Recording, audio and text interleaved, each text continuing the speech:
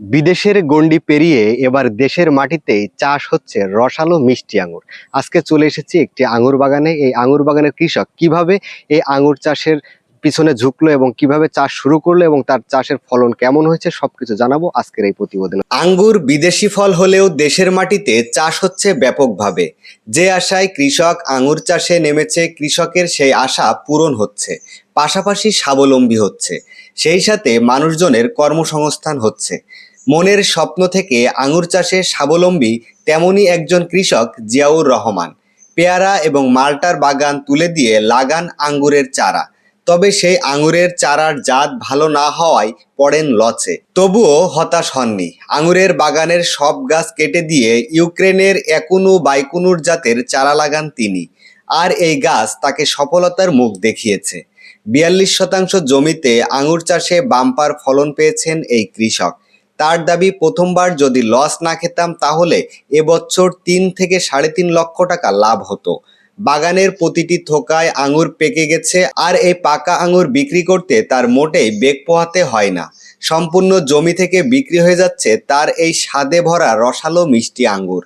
এখানেই শেষ নয়, আঙুর শেষ হলেও আবার কলম করে এখান থেকে চারা তৈরি করা হয় এবং সেই চারা বিক্রি করছেন যশোরের মনিরামপুর উপজেলার হেলাঞ্চি গ্রামের কৃষক জিয়াউর রহমান। আপনি এই যে আঙ্গুর চাষের দিকে কিভাবে আসলেন?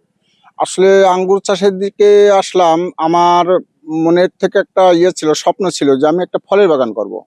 এখন ফলের বাগান করার শুরুতে এখানে ছিল আমার কুলের বাগান। এরপরে কুলের চাষ শেষ করে দিয়ে মালটা এবং পেয়ারা ছিল। মালটাটা আসলে ১-২ বার ফলন হওয়ার পরে ওটা গাছ অসুস্থ হয়ে যায়, ভাইরাস লাগে। এরপরে আমি একটু চিন্তা ভাবনা করলাম যে আঙ্গুর চাষ করা যায় কিনা। এবার এক জায়গা থেকে চারা সংগ্রহ করলাম, কিন্তু সেটা আসলে জাতে ভালো না। সেটা উচ্ছেদ করে দিয়ে আবারও এই জাত ম্যানেজ করে নিয়ে এবারই আমি সফল ইনশাল্লাহ। আপনি এখানে কতটুকু আঙুর লাগিয়েছেন? এটা ৪২%। আঙুরের ফলন কেমন হয়েছে? আলহামদুলিল্লাহ, প্রথমবারই আলহামদুলিল্লাহ। আর এরপরে এখন বান আটি যাচ্ছে, লতা বাড়ি যাচ্ছে। আগামীতে ইনশাল্লাহ আরো আশা করতেছি। আচ্ছা, খরচ খরচ সব বাদ দিয়ে মোটামুটি লাভের সম্ভাবনা কেমন আছে? আসলে কি, আমি তো গতবার পুরোটাই লস খাইছি, এখন সেইটা সহ এবছর আমার হয়তো বা খরচ উঠে অল্প কিছু থাকবে। গতবার যদি লস না খাইতাম, ডাইরেক্ট সরাসরি এইটাই হতো, তাহলে ইনশাল্লাহ মোটামুটি ৩-৩.৫ মতো লাভ আসতো। আপনার এই আঙুরের এই জাতটা কি জাত? একুলু বাইকুনুর। এটা কোন দেশীয়? এটা ইউক্রেন। এই ফলটা মূলত আপনি কোথায় বিক্রি করেন? এই ফল আমার এবছর আল্লাহ যে ফল দিয়েছে আমার ক্ষেতের থেকেই বিক্রি হয়ে যাচ্ছে। আমার আসলে পাইকারি বাজারে নেওয়া লাগতেছে না, বা পাইকারিরাও ওরাও আসছে অবশ্য, কিন্তু আসলে ওদের দেওয়া লাগতেছে না। মানে আমার এখান থেকে যারা দর্শনার্থী যারা আসছেন, ওরা 2 কেজি 3 কেজি 1 কেজি এভাবে কিনে নিয়ে চলে যাচ্ছে। তাতে করে আমার ফল যা পাকতেছে তা মোটামুটি দিনকে দিন বিক্রি হয়ে যাচ্ছে। প্রতিটি থোকায় মানে কেমন ওজন আছে আর কি? কোনো থোকা দেখা যাচ্ছে 500 গ্রামও আছে, কোনো থোকা 400 গ্রাম 200 গ্রাম এরকম বিভিন্ন রকম আছে। আমার নাম মোহাম্মদ জিয়াউর রহমান, গ্রাম হেলাঞ্চি, থানা মনিরামপুর, জেলা যশোর।